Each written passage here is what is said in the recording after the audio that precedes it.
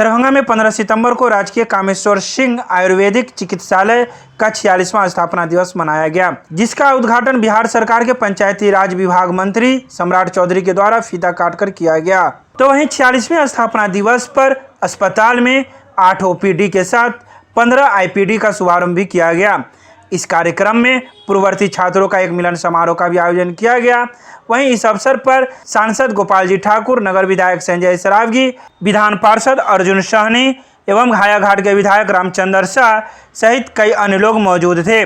आपको बता दें कि इस कार्यक्रम में विशिष्ट अतिथि के रूप में पूर्व सांसद एवं पूर्व केंद्रीय मंत्री पद्मश्री प्राप्त हुकुमदेव नारायण यादव भी मौजूद थे, जिन्होंने अपने विचार इस स्थापना दिवस पर रखे।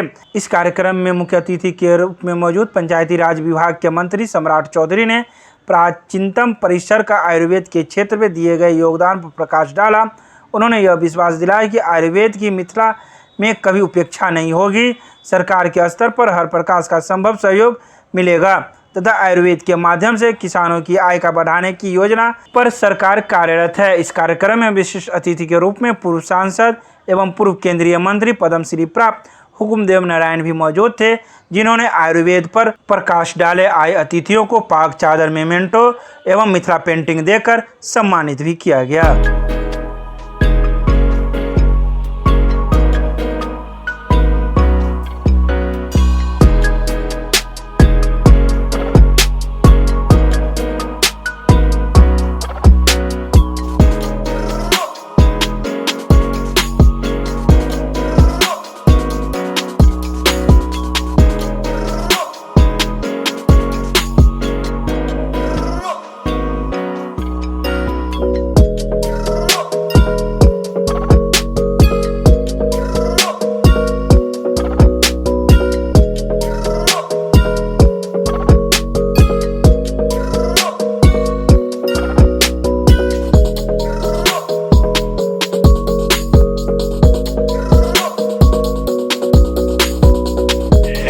ऋषि मुनियों ने थी, वही चिकित्सा पद्धति पर आज सबसे ज्यादा विश्वास है। आदरणीय हुकुमदेवाओं ने सारी बात बताई है। मैं इस महाविद्यालय के बारे में जो इसकी रूपरेखा है, मैं लगातार विधानसभा में उठाता रहा हूँ। माननीय मंत्री स्वास्थ्य विभाग, उसके पहले नंदकिशोर जी थे, उसके पहले चंद्रमोहन राय जी थे।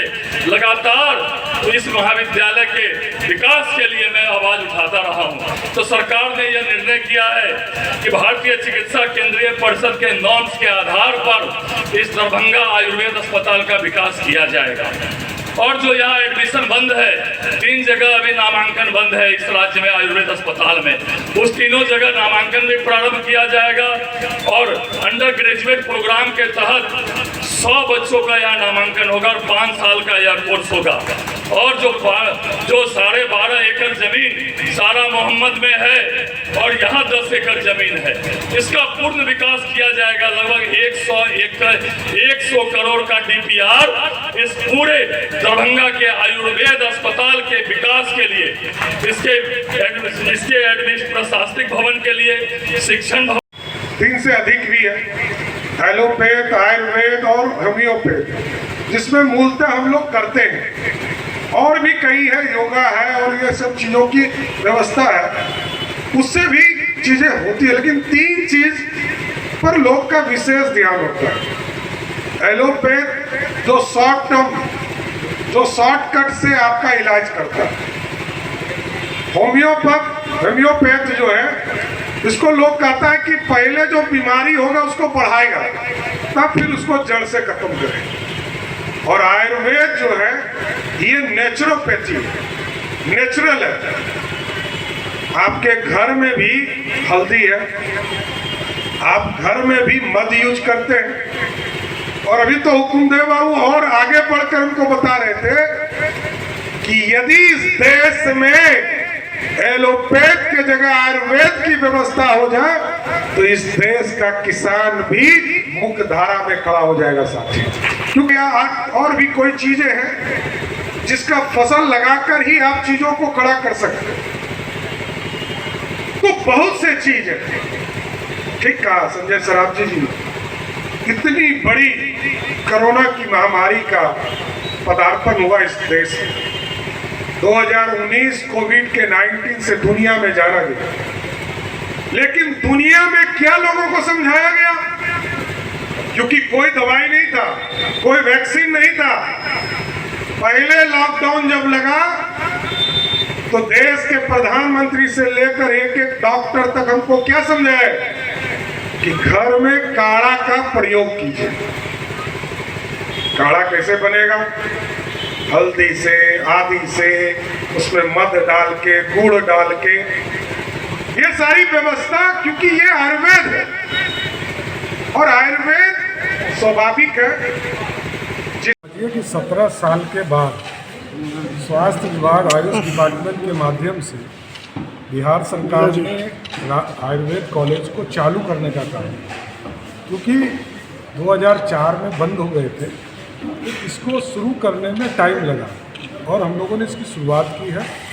पटना के भी आयुर्वेद कॉलेज को पूरी तरह एक व्यवस्था दिया गया है, बेगूसराय में भी, और यहाँ पे भी हम लोग 125 करोड़ रुपया लगाकर पूरी तरह ये जो व्यवस्था है इसको आधुनिक बनाने का काम। सर जो परिसर है वहाँ का कॉलेज ना है सरकार का, वही तो बताया कि 125 करोड़ का DPR इन लोगों ने बनाया है और इसमें पढ़ाई भी होंगे और आयुर्वेद से इलाज भी किए जाएंगे, और पंचकर्म वगैरह करने के लिए जो लोग बाहर जाते हैं उसकी भी व्यवस्था यहाँ ही की है। निश्चित रूप से सरकार के द्वारा जो योजना है ये कितना महत्वपूर्ण हुआ। अरे एकदम आप समझिए कि आयुर्वेद, हमने बार बार कहा कि आयुर्वेद से ही किसानों की आमदनी दुगनी हो सकती है, क्योंकि घी कहाँ से आता है? गौ पालक से आता है। उसी तरह जो हल्दी है, मध है, ये सारे चीज़ हम लोगों को किसानों से ही मिल रहा है।